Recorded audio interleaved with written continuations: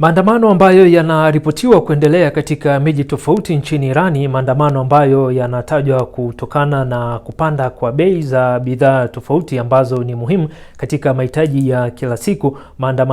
Katika maandamano hayo, jeshi la polisi lililazimika kukabiliana na waandamanaji hao na kupelekea vifo vya waandamanaji wasiopungua 5, kitendo ambacho kimepelekea rais wa Marekani Donald Trump kutangaza ya kwamba aidha kutahadharisha serikali ya Irani ya kwamba iwapo waandamanaji wataendelea kuuawa, basi Marekani itachukua hatua zinazostahili dhidi ya Irani, kitendo ambacho kimepelekea viongozi wa Irani kusimama na kutoa kauli kali dhidi ya rais wa Marekani, huku wadadisi wa masuala ya kimkakati wakifahamisha kwamba ni vita vingine ambavyo vinanukia kati ya Marekani moja kwa moja na Irani, baada ya vita ambavyo vilichukua muda mfupi kati ya Irani na Israel ambaye ni mshirika wa moja kwa moja na Marekani. Unadhani Marekani inaweza kuweka katika vitendo vitisho vyake hivi dhidi ya Irani iwapo waandamanaji wataendelea kuuawa katika maandamano hayo?